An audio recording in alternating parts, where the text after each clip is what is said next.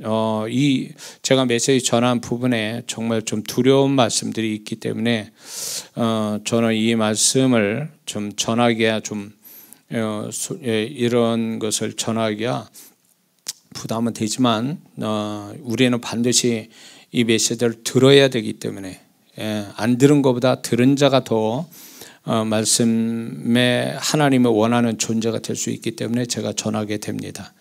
자, 지금 세 군데에서 말씀을 우리가 이제 읽었는데 여기에서 공통점이 뭐냐면 이 세 군데에서 죽음의 사건이 있었다라는 것입니다. 먼저 장자의 죽음이 있었죠. 애굽의 재앙의 마지막 그 재앙이 장자의 죽음이잖아요. 근데 그 장자의 죽음을 하나님이 택한 백성들이 장자의 죽음을 갖지 않기 위해서 문설주와 임방에 어린 양의 피를 바르고 그 안에 있으라고 그랬잖아요. 그러므로 인해서 이스라엘 백성들, 그렇게 한 이스라엘 백성들은 결국 장자의 죽음을 보지 않고, 그리고 결국은 그들이 그 장자의 죽음, 애굽에는 곡소리 나도, 장자의 죽음으로 곡소리 나도 그들은 죽지 않고 나와서 결정적으로 애굽에서 이제 가나안 땅으로 가는 시작이 됐지 않습니까? 여기에서 이거는 과연 우리에게 지금 종말신앙과 휴거 성도에서 뭘 계시하느냐 할 때에 문설주 임방에 어린 양의 피를 바른다는 거 보혈을 얘기하잖아요. 예수님의 보혈을 상징하는데 그 보혈 안에 있는 자, 그러니까 다시 말해서 애굽에서 구출돼, 애굽은 세상을 상징으로 한다면 이제 애굽에 나와서 가나안 땅으로 가는 것은 우리가 바라는 천국이고 또 우리가 지금 얘기하는 주님의 들림을 계시하는 거거든요. 그런데 어린 양의 보혈 안에 있는 자만이 애굽의 죽음을 맛보지 않고 애굽에서 나올 수 있다라는 거죠. 그걸 통해서 그 죽음을 경험하지 않으려면 어린 양의 보혈 안에 있어야 된다라는 걸 계시하고 있기 때문에 정말로 주님 오실 때 휴거되는 자는 보혈 안에 있는 자만, 구원받은 자만, 넓은 범위로 볼 때 구원받은 자만이 주님의 죽음을 맛보지 않고 그분 앞에 갈 수 있는 자격이 된다, 그런 걸 계시하고 있는 거죠. 이거는 또 하나, 이게 문설주 임방의 어린 양에 있어서 그 안에 있는 자들은 그 안에 죽음을 맛보지 않는다는 것은 또 하나의 뭘 계시하고 있냐면 공동체, 보혈로 이렇게 함께 된 믿는 자들이 모여있는 공동체, 교회를 얘기하는 거거든요. 이 교회 안에 있는 자가 결국 죽음을 맛보지 않고 결국 주님이 오실 때 공중으로 그분을 만날 수 있다는 걸 또 계시하는 거거든요. 모든 사람은 태어나면서 죽게 돼 있거든요. 그러나 주님의 오심은 공중으로 그분이 오시는 것은 이 땅에 정말로 신부된 자들이 들림을 받을 때 죽음을 경험하지 않고 만나는 거거든요. 그게 이제 여기서 계시가 되는 거예요. 장자의 죽음이 있는 그 현장에서 죽지 않고 살아서 가나안 땅 간다는 이 자체가 우리가 죽음을 맛보지 않고 주님을 공중에서 만난다는 계시거든요, 이게. 그래서 보혈 안에 있지 않거나 교회를 떠난 자는 이미 자격을 상실하는 거예요. 다시 말해서 교회 안에서 신앙생활하지 않는 채 세상에 가서 세상 사람같이 사는 자는 이미 주님의 그 죽음의 패스오버, 죽음을 넘어가게 하는 은혜를 못 받는다라는 거죠. 그건 결국 뭐냐면 이들은 결국은 보혈과 이 주님이 함께 하시는 공동체 안에 있으며 그들은 결국은 죽음을 맛볼 수밖에 없다라는 그게 되어지는 거죠. 그러므로 주님의 오심이 우리가 그게 굉장히 수준 높은 자격을 요구한다는 것을 성경이 계속 계시하고 있거든요. 그래서 이 출애굽의 이 죽음의 사건, 이 장자의 죽음, 이 죽음을 맛보지 않는 것, 죽음을 경험하지 않는 것, 그래서 가나안 땅으로 갈 수 있는 게 바로 우리가 죽음을 맛보지 않고 주님을 만나는 계시적 사건이다 라는 걸 우리가 알 수가 있습니다. 이해가 되시죠? 그래서 이렇게 보혈 안에 있지 않고 공동체 안에, 교회 공동체 안에 있는 자는 결국 죽임을 당하는데, 뭘로 죽임 당하냐면 우리가 교회가 휴거가 되면 나머지는 앞으로 올 7년 대학 환란은 죽음과 같은 고통이 오는 거거든요. 이 땅이. 지금 이제 여러분들이 이렇게 성경을 보면서 또 시대가 어떻게 지금 바뀌어가는 거를 좀 우리가 알 수가 있거든요. 어느 정도 성경을 보고 이 종말 신앙을 좀 더 관심 갖고 좀 이렇게 성경을 보거나 그런 메시지 듣다 보면 세상이 점점 7년 대환란에 적그리스도가 나오고 정치, 경제, 종교가 통합되어지는 그런 세상이 앞으로 오고, 단일 화폐, 적그리스도, 그 캐도릭으로 중심을 한 단일 종교, 이런 게 지금 만들어가고 있거든요. 그래서 교회 안에 배도하는 일, 다시 말해서 신앙을 갖고 다른 사람한테 정말로 존경받고 그렇고 신뢰받고 성경을 안다는 자들이 배도하는 일, 그래서 자기만 배도하는 게 아니라 수많은 정말로 순진한 영혼들을 다 배도하게 만드는 그런 일을 지금 벌이고 있거든요. 교회 안에서 지금. 이런 것들이 결국은 이게 우리가 휴거된 다음에 이 땅이 7년 대환란, 이 속은 정말로 죽음 같은 고통이 오는 거거든요. 그러니까 주님을 부인하고 짐승의 표를 받아야 사는 세상이 온다는 거예요.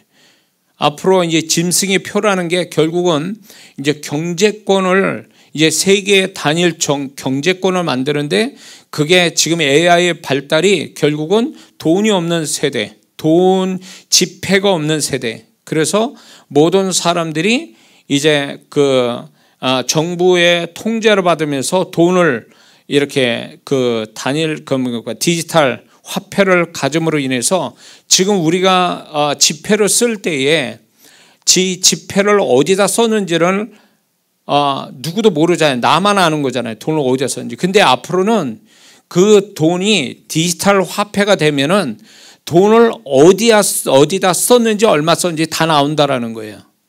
그게 내 기록이 다 나오고, 이제 그게 정부가 정말 통제하려면 이 사람은 어디에다 쓰지 못하게 한다, 더 이상 쓰지 못하게 한다, 이런 거를 다 통제할 수가 있다는 거예요. 그러면 이게 어떤 일을 보느냐면, 결국 디지털 화폐를 가지고 있어도 정부에 의해서, 어떤 중앙 통제에 의해서 돈을 못 쓰게 되는 거예요. 돈이 있어도 못 쓰는 거예요. 그걸 차단시키니까. 지폐가 아니고 디지털로 들어가니까, 핸드폰으로 들어가 있는 상태니까 그거를 어떤 식으로 차단시키면 더 이상 돈을 못 쓰게 되는 거거든요. 그러니까 마지막 때 7년 대화할 때는 짐승의 표, 오른손이나 이마박에 정말로 그 표를 받는 자는 그거를 쓸 수 있는 자격이 부여해지지만, 그거를 못 받으면 결국은 매매가 되지 않으니까 이런 사람은 산에 올라서 자연인처럼 살거나 이렇게 할 수밖에 없다는 거예요. 도시에서 살면 못 산다는 거예요. 아프리카나 이런 쪽에 오지에서 사는 사람이면 몰라도 이렇게 평범하게 이게 도시 안에서 사는 자들은 짐승의 표를 받지 않으면 매매를 할 수 없으니까 굶어 죽을 수밖에 없는 거예요. 그리고 그거를 받지 않으면 그게 다 통제가 되니까 안 받은 자는 결국 어떤 식이든 이제 배신자가 되고 이제 배반자가 됨으로 인해서 결국은 이제 처단이 되는 거겠죠. 시나리오가 그렇게 가는 거예요. 그렇기 때문에 우리가 주님의 오심에 그때 우리가 들림받아야지, 남아 있는다고 해서 그게 좋은 상황이 아니라 이제 죽음 같은 상황들이 온다라는 거예요. 이 부분에서 제가 더 얘기하고 싶지는 않아요. 왜냐하면 우리는 그거를 목격할 사람이 아니거든요. 우리는 그거를 목격했다면 이 땅에 남아있는 사람이잖아요. 우리는 그럴 사람이 아니니까. 그래서 제가 그 뒷이야기를 잘 안 하는 이유가, 우리는 그거에 관심 없다 그거예요. 오로지 어떻게 주님의 오심에 어떻게 하면 자격 있는 성도가 돼서 그분이 내 이름을 불러줄 때 들림받을까, 여기에만 초점을 두고 제가 여러분의 메시지를 전하는 거예요. 그렇기 때문에 그 뒤에 이야기는 뭐 많은 분들이 얘기를 하기 때문에 여러분들이 그걸 보시면 다 알게 될 겁니다. 근데 저는 그 얘기를 하고 싶지 않다는 거죠. 거기까지 시간을 할애할 필요가 없다. 다른 분들이 이미 얘기했기 때문에. 그래서 제가 이 말씀을 드리는 겁니다. 그래서 성경의 곳곳에서 계시하고 있단 말이죠. 종말 때 주님 오실 때 어떤 모습인가를 계시하고 있는데 이 장자의 죽음, 이 죽음이 출애굽에서 나오죠. 그래서 우리는 죽음을 맛보지 않고 주님을 만나는 그런 복 있는 사람이 되어야 될 줄 믿습니다. 자, 두 번째 죽음은 뭐냐면 여호수아 4장에 가보면 이스라엘 백성들이 요단강을 건너가는데 그때 당시에는 그 요단강을 건너가는 여호수아 4장에서는 이게 봄이 되면은 이게 그 녹았던 눈이 물이 돼가지고 그 요단강이 불어나가지고 홍수 난 것처럼 이렇게 그런 상태가 된다라고 그래요. 이게 마를 때는 그냥 가볍게 건너갈 수도 있는 냇가 같은 거지만 이게 그 헐몬산에서 그게 이제 눈이 녹아가지고 이렇게 되어지면 물이 불어가지고 홍수처럼 돼가지고 건너기가 어렵다라는 거예요. 그런데 하나님은 언약궤를 메고 들어가라 이렇게 그렇게 들어가라 홍해를 들어가는 것처럼 들어가라는 거죠. 근데 홍해와 요단강 건너가는 게 차이가 뭐냐? 홍해는 모세의 기도를 통해서 물이 먼저 갈라진 다음에 들어간 거거든요. 이스라엘 백성이 그걸 보고 물이 벽을 쌓아서 이 가운데 물 없는 그걸 보고 들어가서 걸어서 홍해를 건너가잖아요. 근데 요단강은 그게 아니라 아예 물이 철렁철렁 넘치는 데서 언약궤를 메고 들어가라고 하나님 말씀하잖아요. 그리고 그 언약궤를 메고 들어갔을 때 물을 밟을 때 비로소 물이 갈라지는 그런 현상을 통해서 광야 2세대는 가나안 땅 들어가잖아요. 요단강을 건너가잖아요. 근데 이 요단강을 건너간다는 이 자체가 물을 통과해서 간다는 얘기거든요. 물을 통과한다는 얘기는 이 물은 죽음을 의미하거든요. 죽음을. 근데 이 죽음을 맛보지 않고 죽음을 경험하지 않은 채 살아서 요단강을 건너간다는 이 자체가 요단강을 건너가서 가나안 땅 들어간다는 이 자체가 죽음을 맛보지 않고 주님을 만난다는 걸 계시하고 있다는 거예요. 이해가 되세요? 그래서 우리가 나중에 얘기했지만 엘리야도 그렇고 에녹도 그렇고 에녹도 그렇고 엘리야도 죽음을 경험하지 않고 천국에 올라가잖아요. 이게 다 우리의 그 휴거를 계시하는 거거든요.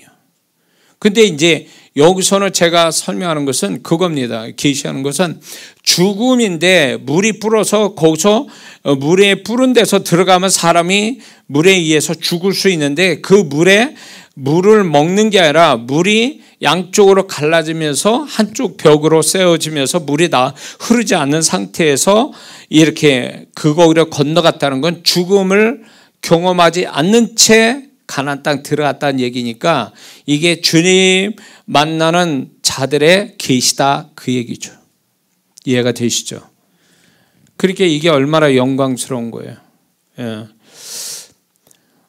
그런데 이게 어떤 사람만이 경험할 수 있냐면 말씀을 믿고 그 말씀에 따라 순종하는 자에게 이 혜택이 있다라는 거죠. 안 들어가려고 몸부림치는 사람한테는 그게 그런 축복이 없는 거죠. 그런데 하나님 말씀에 그대로 순종해서 죽음을 죽겠다라는 말씀에 순종하는 자에게 그 물의 죽음을 경험하지 않고 가나안 땅 들어가는 이게 결국 우리가 주님을 만나기 위해서 우리가 정말로 주님을 섬기고 말씀 따라 살아가는 이것이 결국 요단강 물이 멈추고 그 요단강을 건너서 가는 것 같은 걸어서 건너가는 것 같은 이걸 계시해 주고 있다는 거죠. 결국 그건 뭐냐면 우리가 막 살아서 휴거되는 사람이 아니라는 거예요. 막 살아서 될 사람이 아니라는 거예요. 하나님의 말씀대로 살기를 힘쓸 때에 하나님이 그 은혜로 기적 같은 일을 베푸신데 죽음을 경험하지 않고 주님을 만나는 이 기적을 우리한테 주신다 그 얘기죠. 이게 여기서 계시되는 겁니다. 자, 세 번째 죽음은 뭘 얘기하냐면 고린도전서 아까 우리가 같이 읽었던 10장 속에는 바울이 뭘 얘기하냐면 광야에서 죽은 자들을 이렇게 딱 목록을 이렇게 얘기하고 있거든요. 근데 이게 이 광야에서 죽는 사람을 제가 이제 죽임을 당한 거죠. 스스로 자결한 게 아니라 죽임을 당한, 하나님에 의해서 죽임을 당한 자들의 이제 왜 죽임을 당하는가, 그들이 무슨 죄를 졌기 때문에 무슨 죄를 져서 이렇게 죽음을 당하는가에 대해서 쫙 이렇게 나오거든요. 그 종류별로. 그래서 이들은 결국은 약속받은 사람이잖아요. 가나안 땅으로 들어가기로 약속받고 나온 사람들이잖아요. 그러나 이들은 가나안에 못 들어가고 광야, 지금 세상을 의미하는 이 광야에서 죽어버렸다 그거예요. 그렇기 때문에 이거는 굉장히 중요한, 또 어떻게 보면 더 정확한 우리가 휴거 성도가 되는 데 있어서 이 부분이 얼마나 무섭게 우리에게 말씀하신지를 우리는 깨달아야 됩니다. 그러니까 우리는 분명 가나안이라는 주님 만나서 천국에 들어갈 사람들, 죽음을 맛보지 않고 천국에 들어갈 사람, 광야에서 이스라엘 백성이 하나님이 보호해 주시는데 하나님의 보호가 모자라서 죽은 자는 없습니다. 다 이들의 죽음은 자신들의 선택한 거고 하나님이 뜻도 아닌 데서 광야에서 죽은 거거든요.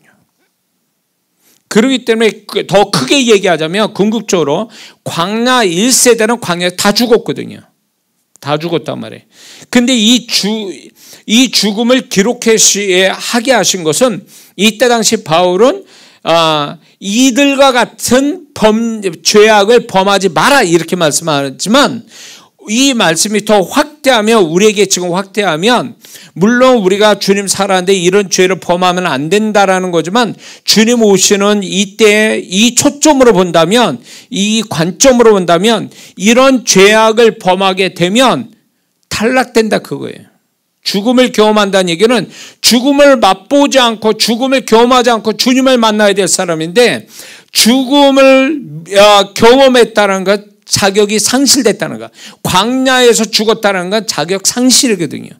가나안 땅 못 들어가는 자, 주님의 오심을 만날 수 없는 자다를 얘기하는 거예요 지금. 그렇기 때문에 예수 믿고 구원받아 우리가 살아가는데 구원받은 자답게 사는 가장 큰 이유가 뭡니까? 예수님이 왜 죽으셨어요? 뭐 때문에? 우리 죄 때문에 죽으셨잖아요. 그렇기 때문에 구원받은 다음에 구원받은 자답게 산다는 얘기는 뭘 얘기하냐면 거룩함을 가지고 살아야 구원받은 자다운 거고 구원의 은혜에 보답하는 길이라는 거예요. 근데 이 복음의 이런 거를 잊어버리는 성도들이 많다라는 거죠. 거룩함이 빠진 상태에서 그 위에 여러 가지 좋은 거를 그런 신앙을 갖는데도 거룩함이 빠지면 이미 이 사람은 구원받은 자의 자격이 상실되는 거예요. 왜냐하면 거룩함을 가져야 구원에 보답하는 거잖아요. 예수님이 우리의 죄를 대속해 주신 그 은혜에 보답하는 게 거룩함이잖아요. 그러면 그 거룩함을 가지고 살아야 마땅한데, 거룩함이 빠지면 그것 때문에 우리는 구원이 위태로워진다는 거죠. 옛날에 그 초대교회 때는 영지주의자들, 소위 말해서 구원받아서 영혼은 살아있으나, 영혼은 구원받았으나 우리의 육체는 더럽기 때문에 이 육체를 가지고 뭔 짓을 해도 내 영혼 구원받았으니까 육체를 가지고 뭘 해도 상관은 없다, 이런 게 그때 초대교회 이단이거든요. 근데 지금의 이런 이단들이 지금 있단 말이에요. 이단 종교가, 이런 종교가 있고, 이 이단은 아니어도 교회 안에서 이 거룩함을 얘기하지 않은 채 이 거룩함이 별거 아닌 것처럼 생각하면서 이 거룩함이 없어도 신앙이 존재하고 하나님께 얼마든지 축복받을 수 있다라는 이 은연중에 이런 신앙을 갖게 된다면 이거 위험하다는 거죠. 거룩함이 빠지면 이미 신앙은 이거는 존재할 이유가 없는 거예요. 이거는 굉장히 거룩함이 빠지면 구원 자체가 위태로워지는 거예요.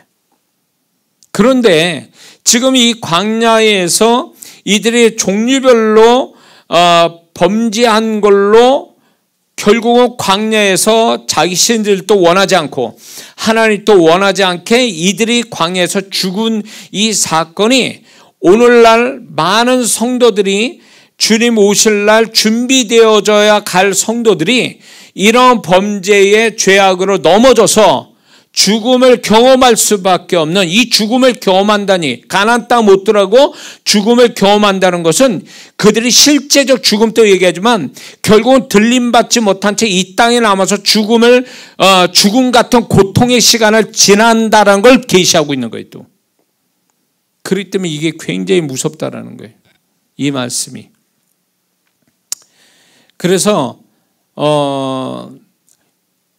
이들이 하나님이 원하지 않게 죽어서 죽임을 당해서 결국 가나안 땅 들어가지 못하는 불쌍한 이스라엘 백성이 됐잖아요. 이들은 약속을 받은 자들이, 이방인이 아니고 약속을 받은 이스라엘 백성들인데 결국은 자격을 상실해서 광야에서 죽었단 말이에요. 가나안이라는 축복의 땅도 못 밟고. 이게 오늘날 보편적으로 얘기하면 정말로 구원받은 자답게 살지 못하면 결국 천국 가기도 어렵고 그리고 들림받기도 어렵다라는 걸 계시해주고 있다는 거죠. 많은 모르겠어요. 다른 분들이 이제 사역자가 어떻게 메시지 전하지 몰라도 너무 우리가 구원받은 걸 너무 가볍게 생각하고 구원의 수준이 낮은 것처럼 그런 식으로 얘기한다면 이건 정말 위험한 사역자입니다. 이런 메시지를 전하는 사람은요. 예수님이 십자가 달려 죽으신 우리가 그걸 다 알고 있지 않습니까? 그 정도로 우리의 죄악이 크고 그 정도 그분이 고통받아서 우리가 구원받게 하셨다면 그 구원은 엄청난 값이 있는 건데 오늘날 그 값 있는 그 값으로 매길 수 없는 구원에 대해서 너무 수준을 낮추고 가볍게 생각하는 이 자체가 사단의 속임수고 그렇게 구원을 가볍게 여기니까 그냥 대충 살아도 되고 세상 사람같이 적당히 같이 죄를 짓고 살아도 괜찮은 것처럼 이렇게 생각한다면 이 사람은 위험한 사람이라는 거죠. 이런 사람이 이 구약대로 말하면 이 광야 생활할 때 죽임을 당할 수도 있는 사람이란 얘기예요. 그러니까 저는 이 말씀을 보면서 계속 그 말씀이 과거와 다르게 자꾸 이 말씀이 생생하게 와닿으니까 두렵다라는 생각이 드는 거예요. 그래서 하나님 말씀은 정확하잖아요. 또 말씀대로 하시는 분이니까. 그러니까 이 구약의 사건은 구약의 이례적 사건이 아니라 오늘 살아가는 우리에게 바울이 이거를 얘기했을 때도 고린도 교인들이 얼마나 죄악이 넘치는 교회였습니까? 그러니까 그들을 향해서 이 얘기를 하고 있는 거예요. 이 편지의 서신서에 받는 자들의 고린도 교회에 범죄하는 그 자들을 향해서 지금 이 메시지 전하는데 그때뿐이겠습니까? 오늘 우리가 이 성경이 살아서 우리에게 지금 또 변함없이 우리에게 이 말씀을 듣는 것은 주님 오실 가까운 이때 이거는 더 우리에게 실감나게 이게 얼마나 우리에게 위험스럽고 정말 이거를 피해 가야만 하는 이런 문제라는 것을 우리는 인식해야 될 줄 믿습니다. 그러기 위해서 그러면 그들이 하나님도 원하지 않고 그들도 원하지 않았지만 결론에 가서는 광야에서 죽임을 당한 자들의 죄는 도대체 뭐냐라는 것에 대해서 좀 얘기하고 싶은데 첫 번째는 탐욕을 가지고 하나님을 시험한 사람이 나오죠. 메추르기 사건. 고기를 먹게 해다오. 그들이 그냥 하나님이 주신 것 가지고 충분한데도 불구하고 애굽에서 고기 먹었던 생각나서 고기를 먹고 싶다라는 것을 그냥 우리 고기 먹고 싶다 이게 아니라 분명히 성경은 뭐라 하냐면 탐욕을 가진 자들이 그랬거든요. 그러니까 욕심이 넘쳤단 말이에요. 그러니까 그 사막 한복판에서 고기를 달라는 이 자체가 어떻게 보면 황당무계할 뿐만 아니라 하나님의 능력을 시험하는 아주 교만한 자들이고 그게 욕심이 넘쳐서 하나님을 시험하는 단계까지 가버린 이들에 대해서 하나님이 결국 어떻게 하십니까? 민수기 11장에 볼 때 그들은 고기가 이빨 사이에 끼기 전에 탐욕을 부린 자들이 다 죽임을 당했잖아요. 그러니까 이게 하나님을 소위 말해서 이용하는 자, 하나님을 무시하는 자, 그리고 자기의 어떤 이득을 위해서는 하나님을 이용하려고 하는 이런 어떤 수준 낮은 자들에 대해서는 하나님이 불쾌하게 여기셔서 이들을 하나님이 죽이시잖아요. 이들이 그렇게 사건이 있었죠. 두 번째는 행진하는 데서 뒤에 쳐져서 가는 자들이 아말렉 족속에 죽임을 당한 사건이 신명기 25장 18절에 나타납니다. 왜 다들 다 같이 가는데 뒤에 쳐져서 가느냐는 거죠. 쳐져서 가는 건 분명히 어떤 이유가 있을 겁니다. 이들이 왜 다 같이 가야 되는 데서 뒤에 쳐져서 가는 데는 여러 가지 게으르거나 뭐 여러 가지 힘든 부분이 있거나 뭐 딴짓하거나 이러면서 뒤에 쳐져 갔을 거예요. 그 뒤쳐져 가는 자들이 아말렉 족속의 칼에 맞아 죽은 거죠. 이거는. 그러면 이들은 이거는 뭘 얘기하는 거냐 할 때에 이 부분은 공동체 안에서 떨어져 나간 성도, 신앙에 힘이 없어서 사단에게 잡힌 자들, 이런 자들은 죽임을 당하는, 그래서 탈락이 되는. 그래서 저는 제가 목사이기 때문에 이렇게 하는 게 아니라 교회 공동체에 벗어나면 이미 끝장난 거예요. 그거는 이미 그 영혼은 양이 울타리에 넘어가서 돌아다니는 것과 똑같아요. 그러면 그거는 어떻게 되는 겁니까? 이리와 늑대의 밥이 되는 거죠. 그래서 교회를 떠나면, 교회 생활을 안 하면 이거는 끝났다고 봐야 돼요. 그리고 뒤쳐져 간다는 건 결국은 신앙의 힘, 다들 예배드리고 기도하는데 혼자 그걸 못해. 교회 안 나와, 기도 안 해. 이렇게 하는 이런 성도들은 신앙의 힘이 빠진 자리라고 이렇게 여겨지거든요. 신앙의 힘이 빠진 자, 예배 드릴 힘도 없고 기도할 힘도 없고 봉사할 힘도 없고 이런 자들은 결국 뒤쳐져 간다는 거예요. 지금 한 교회에 있어도 다 같이 으쌰으쌰하고 가는데 혼자 뒤쳐져 가지고 구경이나 하고 있거나 아니면 거기에 합류하지 못한 채 혼자서 이렇게 한다면 그 사람은 이들과 비슷하다는 거죠. 아말렉 진행할 때 뒤쳐져 가는 자. 결국 그거는 누구 밤에 아말렉은 사단의 역사를 의미하거든요. 사단의 역사에 잡혀버린다는 거죠. 이런 자들은 죽임을 당하는 거죠. 그들이 원하지 않는 죽임이 오게 된 거죠. 또 세 번째는 우상 숭배하여서 죽은 자들이 나옵니다. 금송아지 만드는 그 사건 통해서 죽는데 출애굽기 32장에 금송아지를 만들어서 우상 숭배, 모세가 산에 올라갔을 때, 시내산에 올랐을 때 이들이 여기서 막 밑에서 금송아지 만드는 사건 있죠. 그때 레위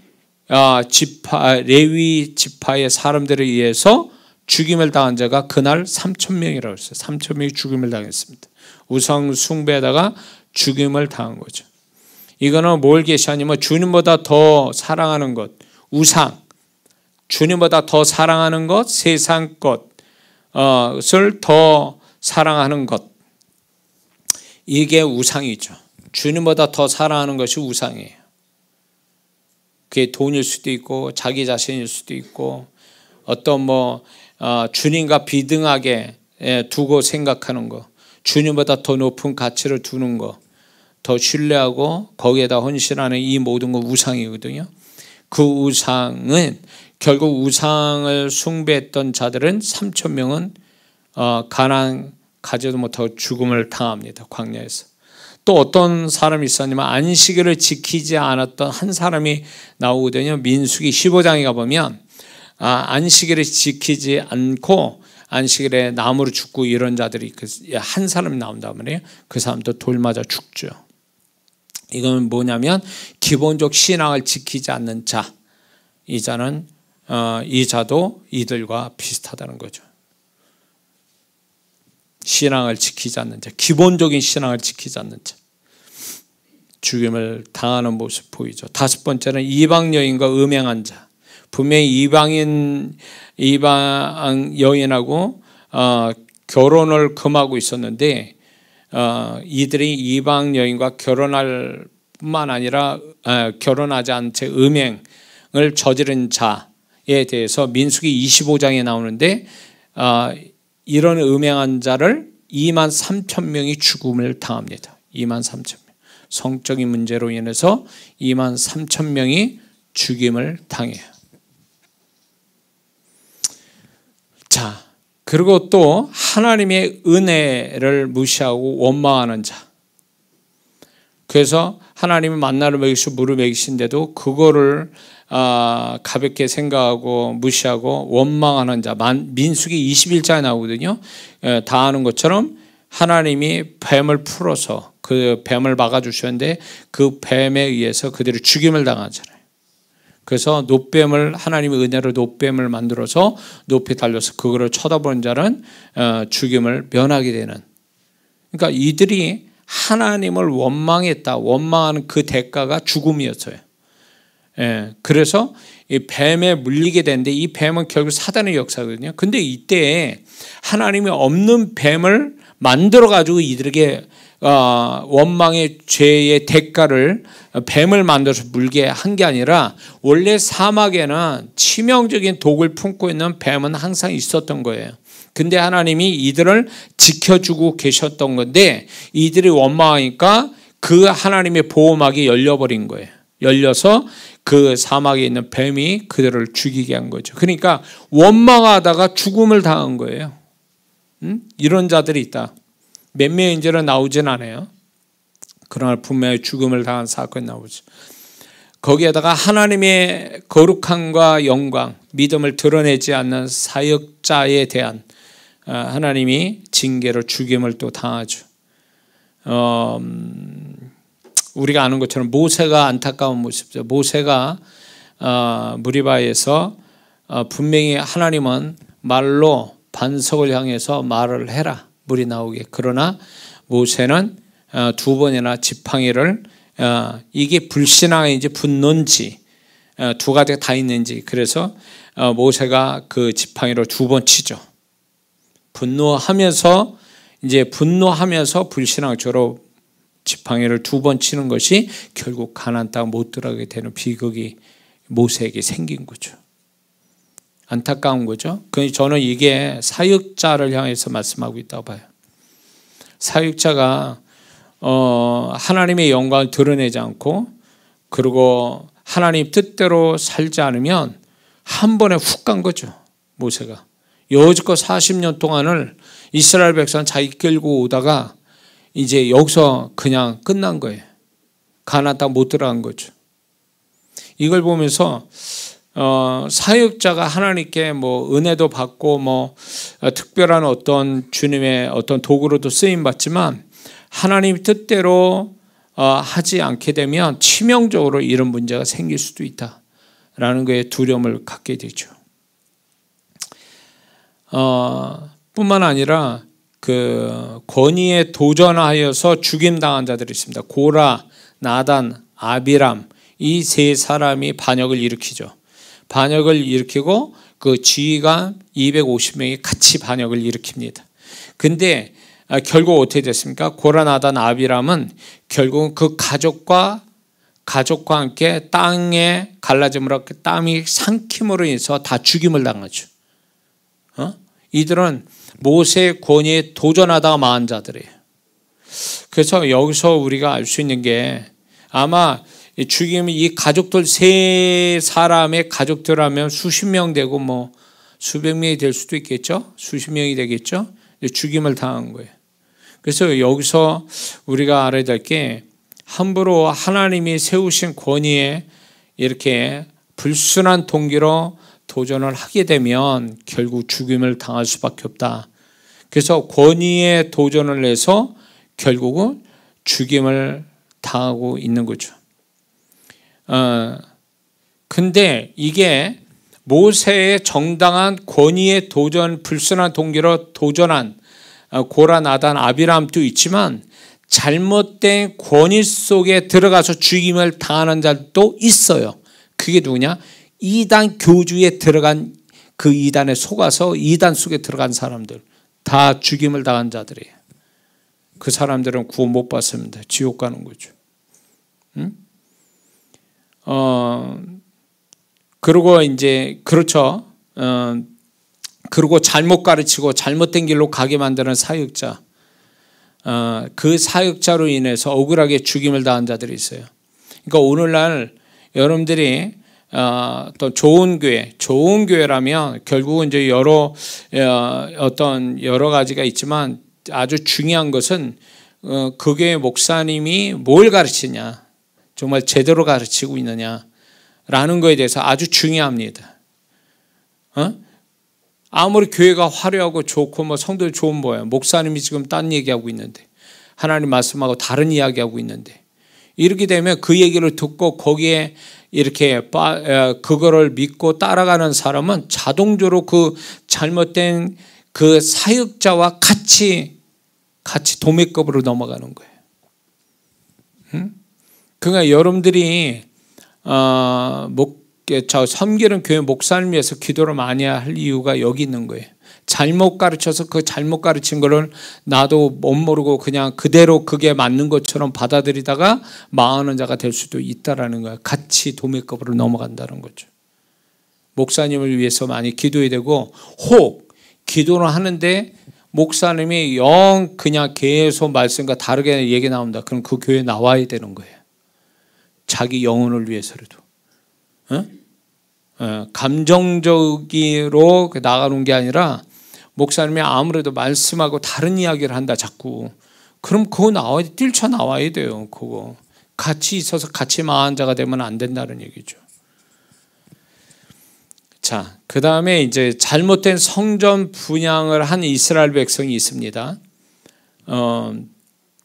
이스라엘 백성이 있는데 반란에 동참한 지휘관 250명이 있습니다. 250명이 제사장이 할 수 있는 제사를 분향을 해야 되는 걸 자기네들이 한다고 그러다가 여호와의 불로 말미암아 죽임을 당해요. 이거는 그러니까 이들이 반역을 일으킨 자들이면서 하나님의 제사 드리는 제사장의 권한을 뛰어넘어서 지네들 멋대로 하다가 하나님이 그대로 징계해서 죽임을 당하는 이런 게 있습니다. 이 부분에 대해서 이런 게 있습니다. 하나님이 예배드리고 기도하고 이렇게 하나님이 임재하신 데에 잘못된 태도로 해서 망한 자들도 곳곳에 나타나긴 해요. 사실은 성찬을 잘못하거나 성찬을 우습게 보거나 성찬을 잘못된 태도로 이렇게 참여하든가 아니면 하나님이 역사하는데 거기다 대고 막 설교자나 교회 어떤 예배 집회를 방해하거나 그러면 이거는 하나님이 직접 처리하게 돼 있거든요.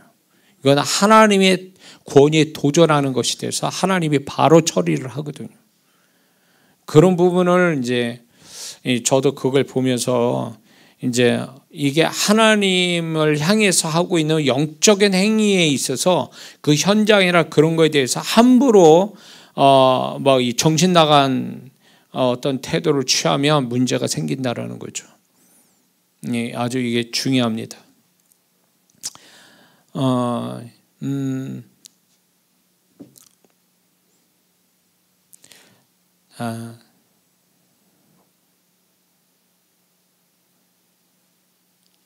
자, 뭐 이런 얘기는 할 건 아닌 것 같아요. 제 사역 속에서 경험된 걸 이 부분은 얘기할 건 아닌 것 같아요.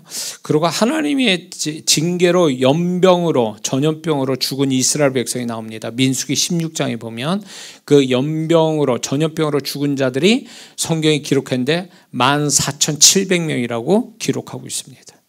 하나님 앞에 뭔가 잘못이 돼가지고 그랬을 때 하나님이 전염병을 통해서 14,700명이 죽게 되죠.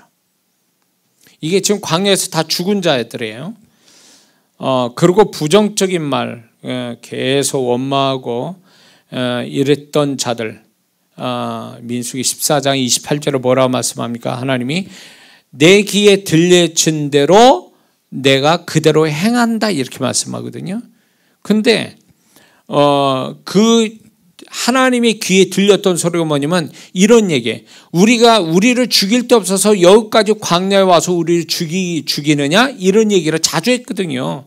그러니까 너희들이 그 말한 대로 내가 그대로 행한다 그래서 광야에서 이대로 이런 식으로 죄를 범해서 죽을 뿐만 아니라 드디어 광야 1세대는 광야에서 다 죽게 되잖아요. 그래가지고 가나안 땅은 누가 들어갑니까? 광야 2세대가 들어가잖아요. 2세대가. 여기서 이제 중요한 게 나옵니다. 그게 뭐냐면 하나님이 원치도 않고 원하지도 않고 그들도 원하지 않았던 죽음이 광야에서 벌어졌어요. 그들은 가나안 땅 못 돌아간 불행한 사람이 됐단 말이에요. 약속받은 사람인데도 결국 그 약속이 성취되지도 못한 채 쓸쓸하게 광야에서 죽임을 당한 억울한 죽음이죠. 이런 사람들이 있는데 그래서 결국은 광야 1세대 플러스 광야에서 자기 죄로 인해서 죽은 자 이렇게 해서 적어도 60만 이상이 죽임을 당한 거예요. 근데 놀라운 거는 애굽에서 나왔을 때에 60만이었단 말이에요. 거의. 근데 가나안 땅 들어가는 게 60만이에요. 그렇게 되면은 그때 60만이라는 건 애굽에서 날 때 60만은 장정을 얘기하는 거예요. 근데 애굽 땅에 그 가나안 땅 들어가는 사람도 장정이 60만이라는 얘기는 뭘 얘기하는 거예요? 이들이 이스라엘 백성을 숫자로 셀 때 여자 빼고 노인네 빼고 어린아이들 빼고 이렇게 해서 60만 장정만 60만이에요. 근데 가나안 땅 들어간 또 60만이에요. 결국 뭐냐?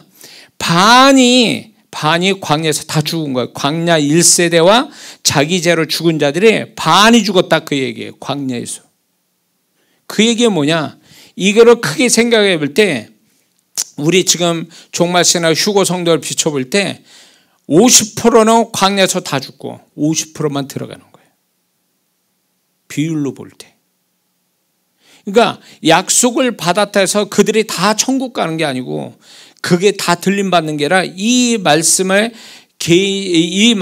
비춰보면 이걸 비춰볼 때 50%만 광야 2세대가 가나안 땅 들어가듯 50%만 자격 있는 성도가 된다 그 얘기죠. 그러니까 제가 거듭 말씀드리지만 우리가 구원받았다고 그래서 그 사람이 다 들림받는 사람이 아니란 얘기예요.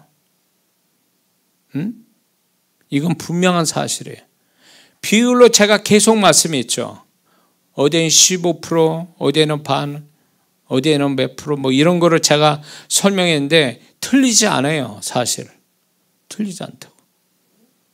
그러니까 저도 목사지만 정말 진짜 주님 앞에서 내가 그분 앞에 자격 있는 성도 속에 들어가는지 합격하는 성도가 되는지에 대해서 끊임없이 이제 주님 그런 부분에 직접 주님께 묻진 않지만 성령께서 계속 그런 부분에 대해서 탈락할 수도 있는 그런 부분에 너의 이런 부분 때문에 네가 치명적으로 잘못될 수도 있다라는 것에 대해서 계속 소위 말하면 부담을 주시고 지적하시고 회개를 요구하시는 것들이 있더라 그 얘기예요.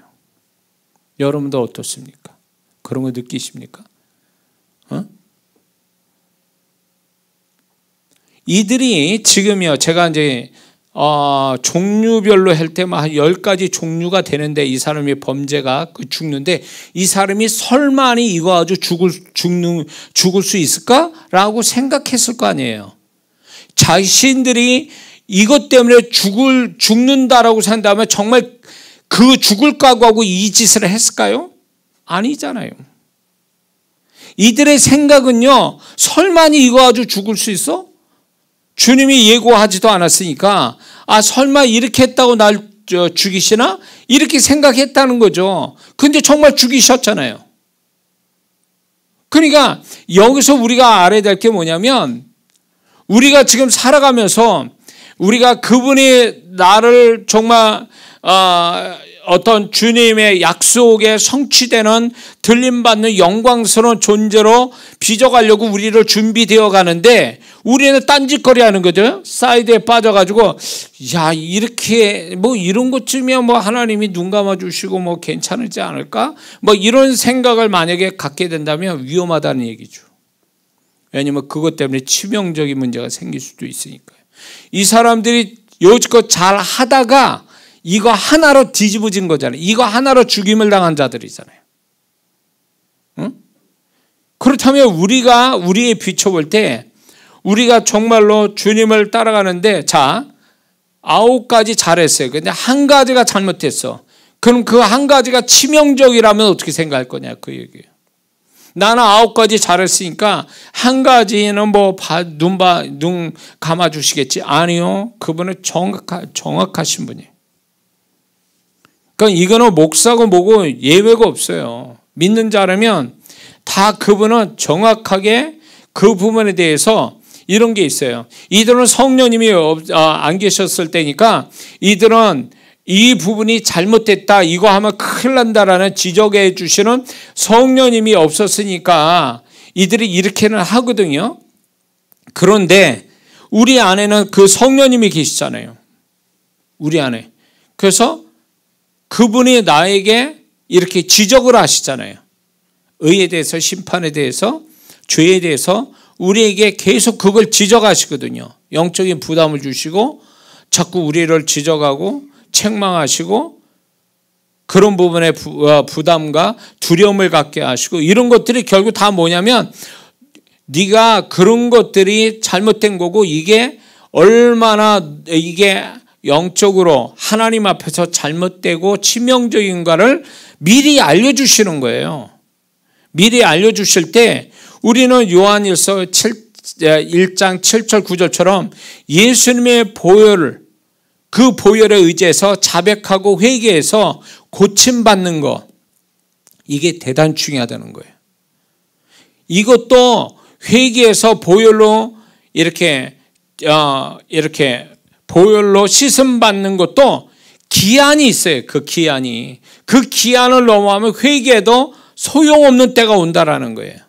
구약에 계시하고 있잖아요. 다윗이나 사울이 회개할 찬스를 그 기한을 넘어가니까 회개를 했어도 하나님이 인정 안 하고 징계를 바로 하시잖아요. 그처럼 이게 어떤 원리를 우리에게 말씀하는데 우리 지금 신약에 사는 우리도 마찬가지예요. 회개를 해야 되고 회개를 할 때 보혈로 씻음 받지만 이것도 기한이 있단 말이에요. 기한의 안에서 하지 않으면 우리의 죄가 용서받고 다시금 회복되어 줄 수 있지만 이게 기한이 넘어가면 이거는 회개에도 소용없는 그런 어떤 회개의 축복이 없는 그런 모습을 가질 수도 있다라는 거죠. 뭐 그럴 것 같으면 뭐 만약에 그 기한이 없다고 생각하면 죽을 때 다 회개하면 되지 뭘 모아뒀다가 그게 맞는 얘기일까요? 그렇지 않아요. 그런다고 하나님이 용서하시는 것도 아니란 말이에요.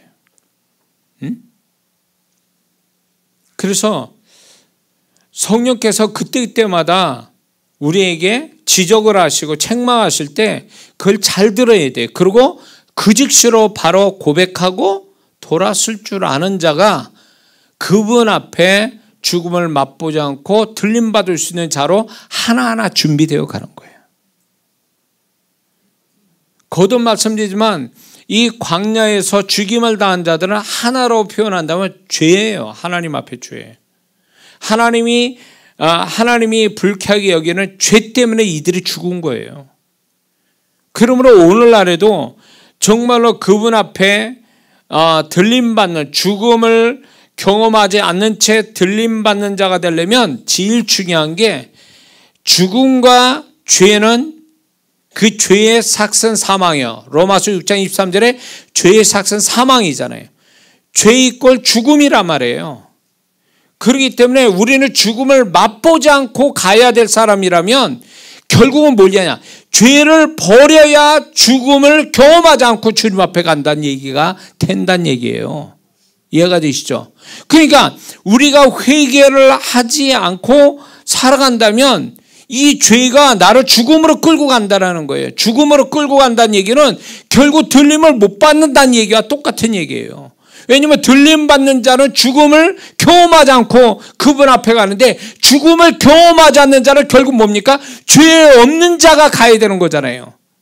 그러니까 우리는 완벽한 순백의 어떤 그런 그 거룩한 자가 우리는 될 수는 없어요, 사실은. 그러나 그분이 내가 알 수 있는 것, 그런 것들은 우리가 하나하나 회개하고 정결함을 가지면서 가야만이 우리가 그분 앞에 죽음을 맛보지 않고 그분 앞에 갈 수 있는 자격이 된다, 그 얘기예요. 지금 휴거나 이런 종말론에 대해서 재미거리로 막 어떤 정보 차원에서 아니면 뭐 성경 공부하듯이 이런 거를 좋아하고 이런 걸 얘기하는 분이 있고 이런 걸 찾아보는 사람도 있는데, 좋다 그거예요. 그러나 그런 것들이 결국 자기를 거룩하게 만들어 주지 않으면 다 그 소용없는 짓이에요. 결국은 우리가 거룩함을 가지지 않는다면 주님의 오심을 예비하지 못한 자와 똑같아요. 다른 거 다 못해도 좋아요. 뭐 주님 앞에 뭐 많은 일을 못해도 좋아요. 다 그런 것이 내가 주님 앞에 들림받는데 치명적인 문제는 아니에요. 그런데 우리가 거룩함을 가지지 않는다면 이건 치명적인 문제라는 거예요. 그렇기 때문에 우리는 계속 우리가 죄에 대한, 거룩에 대한 강박을 가지고 살아야 되는 게, 이거는 정상이라는 거죠. 더군다나 주님의 오심이 가까웠다라는 이때에 우리가 정신 차리고 그 어떤 성령님을 통해서 우리가 그런 긴박성, 그 다음에 그런 거에 대한 어떤 준비하는 것들에 대해서 그분이 나에게 이런저런 거를 막 이렇게 부담을 주시고 막 이럴 때 그런 거를 우리가 받아들여서 나 자신이 이렇게 준비되어 가지 않으면 어느 날 갑자기 진짜 그런 사람한테는 어느 날 갑자기 그분이 오시는 걸 보게 될 거예요. 어느 날 갑자기 그 일을 당한 사람은 들림받지 못한 자예요. 그러나 분명한 말씀은 우리는 낮의 아들이기 때문에 절대로 도적같이 오시지 않는다고 그랬어요. 데살로니가후서 2장에서 나와 있죠. 그래서 우리가 그분이 도적같이 오는 사람은 들림받지 못한 자고, 그분의 오심이 어느 정도 내 쪽으로 그게 막 그렇게 느껴지면서 그걸 위해서 하나하나 준비되어가는, 그래서 더 거룩함과 정결함을 갖기를 힘쓰는 자는 반드시 그분이 그날과 그 시는 몰라도 어느 정도 알고 준비케 하신다, 그 얘기예요. 그러니까 이게 느닷없이 오는 게 아니죠. 그런 사람은 준비돼서 오는 거니까, 나름대로 준비하고 있는 가운데 오는 거니까. 뭔 말인지 아시죠? 근데요, 신약 말씀 속에서 이건 더 아주 적나라하고 더 세밀하게 말씀하는 부분이 있어서 얘기를 좀 제가 전하려고 합니다. 고린도전서 6장 9절 10절에 이런 말씀이 있어요. 불의한 자가 하나님이 나를 유업으로 받지 못할 줄 알지 못하느냐? 미혹을 받지 마라. 음란하는 자나 우상 숭배하는 자나 간음하는 자나 탐색, 자, 성을 좋아하는 거, 탐색하는 자나 남색, 동성연애 하는 자나 도적이나 탐욕 부리는 자나 술 취한 자나 욕하는 자나 약탈하는 자들은 하나님의 나라를 유업으로 받지 못하리라. 믿는 자가 이런 것에 관련돼 있고 계속 지속성을 가지고 있다면 하나님 나라를 유업으로 받지 못한다는 얘기가 뭐예요? 천국 못 들어간다는 얘기죠. 천국에 못 들어간다는 건 휴거도 되지도 못한다는 얘기예요. 갈라디아서 5장 19절에서 21절을 보면 육체의 이런 현저하니 곧 음행과 더러운 것과 호색, 여자를 좋아하는 것, 호색과 우상 숭배와 주술과 원수 맺는 것과 분쟁과 시기와 그다음에 분냉과 당짓는 것과 불리함과 이당과 투기와 술 취함과 방탕함과 또 그와 같은 것이라. 전에 너희에게 경계하는 것까지 경계하노니 이런 일을 하는 자들은 하나님의 나라를 유업으로 받지 못할 것이요. 여기 보세요. 이단에 속한 자들. 이들은 하나님의 나라를 유업으로 받다. 천국 못 들어간다는 얘기죠. 천국에 못 들어가는 사람이면 휴거도 안 된다는 얘기잖아요. 이게 분명히 주님이 이게 누구한테 지금 얘기하는 거예요? 세상 사람한테 얘기하는 거예요? 아니요. 지금 신앙생활하는 고린도 교인한테 갈라디아 교인들한테 지금 아주 정말 무섭게 말씀하고 있는 거예요. 그런데 이 바울이 이렇게 얘기한 거를 하나님은 이거를 바울이 말한 것이 바울이 말한 게 아니라 하나님이 맞다라고 해서 기록해 놓으신 거잖아요. 성경으로. 응? 계시록 21장 8절을 보니까 두려워하는 자들과 믿지 않는 자들과 흉악한 자들과 살인자들과 행음자들과 술객과 우상 숭배자들과 모든 거짓말하는 자들을 불과 유황으로 타는 못에 참여하려니 이것이 둘째 사망이라. 자, 여기는 믿지 않는 자를 또 포함해서 얘기를 합니다. 그러나 이것이 결국 이 서신서를 받는 일곱 교회, 그 소아시아 교회를 향해서 지금 이 말씀을 이 말씀을 하시는 거니까 믿는 자를 향해서 또 이 말씀을 하는 거거든요. 동시에. 그렇기 때문에 우리가 이렇게 적나라하게 막 조목조목 하나님이 이렇게 구약과 신약을 통해서 구약은 아주 신랄하게 죽음의 사건을 얘기하고 신약에 있어서는 이런 자들은 하나님 유업을 못 받는다, 천국 못 들어간다 이렇게 말씀하는 이걸 볼 때 이게 누구를 향하냐면 우리를 향해서 말씀하는 거고 우리가 이런 부분에 걸려버리면 이거는 자격 상실이라는 거죠. 그러니까 아까 처음에 말씀드렸지만 예수님이 우리를 위해서 구원해 주신 거 이 엄청난 이 축복을 우리는 받았지만 이 축복이 유지가 되려면 그분의 구원에 보답하는 자가 돼야 되는데 그거는 거룩함이에요. 이 거룩함이 유지가 안 된다면 구원이 유지가 되는 게 아니에요. 그리고 지금 이 말씀을 받는 자들은 예수 믿고 구원받은 자들, 신앙생활하고 있는 자들을 향해서 지금 얘기하고 있는 거예요. 지금. 그렇다면 우리가 이런 부분에 죄의 조목조목에 하나라도 걸리면 끝나는 거예요. 이런 부분에 하나라도 걸리면 죄의 삭은 사망이니까 죄는 죽음을 가져오니까 그 죄가 나를 죽음으로 몰아가면 휴거는 안 되는 거예요. 그러니까 많은 분들이 모르겠어요.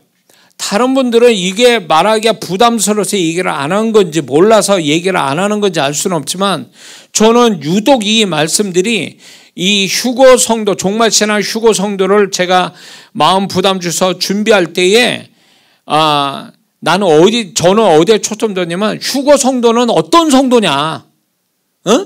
이게 무슨 환상 보고 주님 말씀했다는 걸 가지고 얘기하는 사람이 아니라 성경에서는 어떻게 하나님은 어떤 자가 휴거의 대상인가를 분명히 말씀하고 있다 찾아보니까 이런 게 나오더라 그 얘기예요. 우리가 다 아는 말씀이에요. 그런데 이 말씀을 우리는 무시해버리고 자꾸 지나쳐가니까 이게 위험하다 그 얘기예요.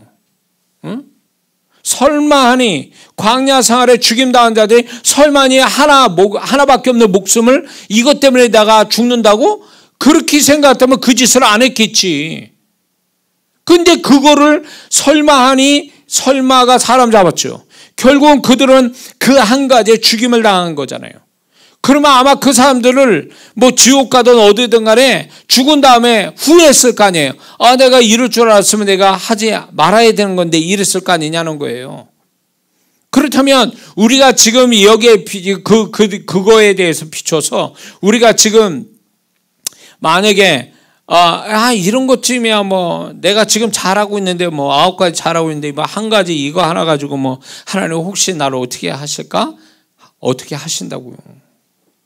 그걸 알아야 돼요. 우리는. 그러니까 제가 제 간증을 좀 얘기하자면 제가 청년 시절에 주님을 떠났던 세월이 있었거든요. 그래서 세상 사람처럼 살았어요.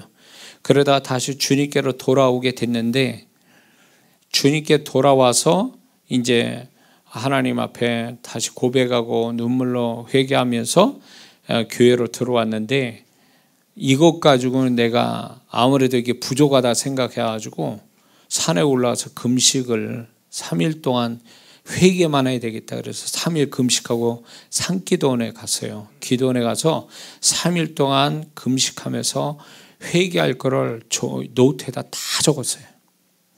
다 적고 그걸 가지고 회개를 했어요. 회개를 하고 이틀 밤낮을 회개를 했단 말이에요.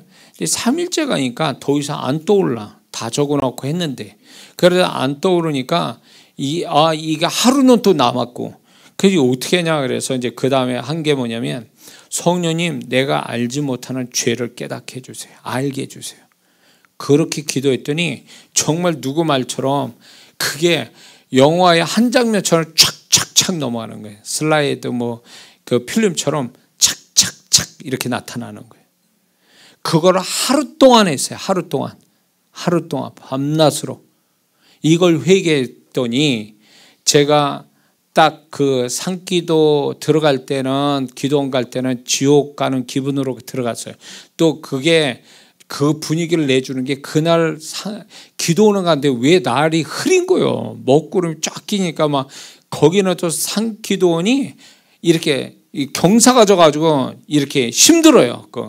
그러니까 날은 막 구름이 꽉 졌지 뭐 그게 지옥 가는 길 같더라고요. 그런데 이제 제가 3일 밤낮을 회개하고 내려오는데 천국을 맛보는 거예요.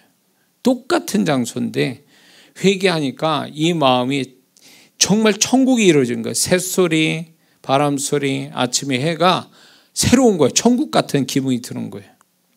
그래서 그때 이건 그분 앞에 진짜 이렇게 고백했어요. 하나님 더 이상 저는 살고 싶지 않습니다. 이제 저를 이제 데려가 주세요. 이랬어요. 왜냐하면 그때도 그랬지만 이 죄에 대한 개념이 너무 제가 이제 이런 부분에 괴로워했거든요. 그런데 이제 내가 이제 회개해서 하나님이 나의 회개를 받아주셔서 용서하셨다. 그리고 나는 내 죄가 사함을 받아서 정결해졌다라고 하니까 천국을 맛보니까 더 이상 내려가서 또 나도 모르게 연약해서 죄질 거를 생각하니까 더 죄를 짓고 싶지 않으니까 그때는 아무것도 없었어요. 제가 뭐 재산이고 아무것도 없을 때니까 차라리 이때가 낫다. 그냥 하나님 깔끔하게 제가 이제 저를 데려가 주시면 좋겠다고. 그러니까 주님이 뭐라 말씀하냐? 내가 너 데려가려고 너를 네 죄를 용서한 게 아니다. 너는 사명이 있으니 그 사명을 이루라. 그래가지고 내려와가지고 그게 그 사명을 이루라는데 딱 어떻게 됐냐면 왔어요.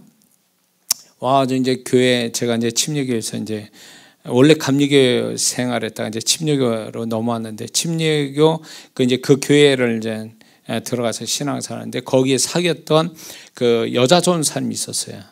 예, 그때 제 아내가 이제 그때 박 목사가 그때 여자 청년이었고, 근데 그 여자 전사님인데 이분이 약간 영적으로 민감한 분이었어요. 그래서 산기도 내려왔는데 이분이 내려와서 그날인가 그 다음 날에 딱 보니 이장한 형제, 주의종 돼야 되는데 뭐 이렇게 저한테 확 얘기를 하더라고요.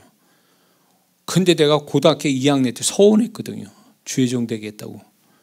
근데 그 사명이라는 말씀이 그 산기도에서 내려올 때 너는 나의 사명, 내가 너에게 준 사명을 이루라 그럴 때 그 사명이 주에게로 가는 거였거든요. 근데 이거를 보증하듯이 그 여자 전사님 입에서 또 나온 거, 그 얘기가. 이건 빼도 박지를 못하는 거구나, 해야 되겠다. 그래서 이제 신학을 시작한 거거든요. 사실 다 포기하고 주님 책임져 주세요라고 이제 결단을 했단 말이에요. 그런데 2차 회개가 일어나기 시작한 거예요. 2차 회개. 2차 회개가 뭐였냐면, 제 성격이 워낙 이렇게 꼼꼼하고 확실하게 뭘 짚고 넘어가는 성격이다 보니까 이거 좀 안 되겠다 싶어가지고 구약을, 성경을 보는데 구약을 본 거예요. 구약을 창세기부터 이렇게 보기 시작하는데 어디를 봤냐면 레위기, 민수기, 신명기, 요 부분을 가면 율법의 내용이 나오잖아요. 하라와 하지 마라. 하지 말라는 부분을 보기 시작하는 거죠. 이렇게 넘어가면서. 그걸 다 성경을 읽으면서 딱 걸리는 부분이 있잖아요. 걸리는 부분이 있으면 그 다음을 넘어가지 않고 그 부분에서 솔직하게 구체적으로 회개하고 넘어갔거든요. 그리고 또 읽다가 또 걸리면 그거 붙들고, 하나님 제가 이거 말씀에 보니까 이 말씀인데 제가 이렇게 저렇게 했습니다, 용서해 주세요, 이러고 또 넘어가고. 제가 그렇게 회개를 한 사람이거든요. 그렇게. 그러니까 그분이 저를 2차로 또 회개를 그렇게 하니까 그분이 굉장히 기뻐하셨어요. 그 기뻐하신 그 축복이 뭐였냐면 성령의 임재가 저를 덮은 거예요. 기도하는데 그때 당시에는 성령의 불 뭐 이런 거, 뭐 성령의 임재 이런 거 전혀 몰랐을 때거든요. 저도 모르고 이런 걸 생소했을 때예요. 근데 성령의 임재가 덮이면서 제가 그분과 소통이 이루어지기 시작하는 거예요. 그분의 음성이 들리고 그분의 마음이 들어오고, 그러면서 은사적인 것이 막 이렇게 생기기 시작하는 거예요. 그러면서 제가 변화를 받으니까 이렇게 극적인 변화가 왔단 말이에요. 그래가지고 제가 이제 같이 옛날에 세상 친구였던 친구들한테 찾아가서 내가 더 이상 너희들하고 같이 못해, 내가 변화됐어 라고 하니까 이 친구는 내가 변화받은 거를 이해를 못해요. 근데 교회 와서 같이 신앙사라는 사람들한테 내가 과거에 이랬던 사람입니다 그러면 이분 또 나를 이해 못해. 변화된 내 모습 때문에. 네, 그 정도로 양쪽으로 이해받지 못했던 사람이거든요. 그런데 놀라운 건 뭐냐면, 제가 이렇게 변화가 되어지니까 교회 안에서 사고치고 교회 언저리에 돌아다니는 애들이 있어요. 교회를 가끔 가다 오고 사고치면서. 근데 교회에서 내놓은 아이들이에요. 그리고 내놓은 장년들이 있었단 말이에요. 근데 희한하게 나한테 눈이 띄는 거예요. 이런 분들이 기도하러 가다가 또 교회에서 머물다가 그런 청년들, 학생들, 또 장년들을 만나게 되면 나도 모르게 붙들고 권면하게 되고 기도해 주고. 근데 놀라운 건 그 친구들이 그 변화되는 거예요. 변화되고 지금 또 그 교회에 섬기고 있어요. 그 교회에 지금 섬기고 있다고요. 그러니까 하나님이 제가 변화돼서 정결함을 입으니까 주님과 소통이 이루어지고, 그때 주님을 제가 깊게 만났어요. 그때. 그러면서 신학 다닐 때 정말 주님의 마음, 주님의 음성, 주님과 사는 즐거움이, 야, 이게 천국이구나. 주님과 함께 사는 게 이게 천국이네. 이걸 경험했어요. 그래서 주님 이름, 주님이라고 부르기만 해도 벌써 눈물이 오고, 그분은 내 안에서 벌써 내가 주님이라고 말하면 그분은 나에게 많은 말씀을 주셨어요. 그때. 그래가지고 혼자 막 신나서 신앙생활 했죠. 막. 근데 그게 따지고 이렇게 내가 어떻게 그렇게 될 수 있을까 할 때 그 회개에서 온 거거든요. 제가 회개에서. 그 신앙을 제가 그때 주님이 주셨고, 지금 또 그때를 생각하면서 내가 그때보다 더하면 더해야 되는데, 어떻게 보면 그때보다 더 못한, 어떤 정결하지 못한, 거룩하지 못한 내 모습을 보게 되거든요. 그 목사로서 아무리 제가 그때는 빈털털이 아무것도 없을 때거든요.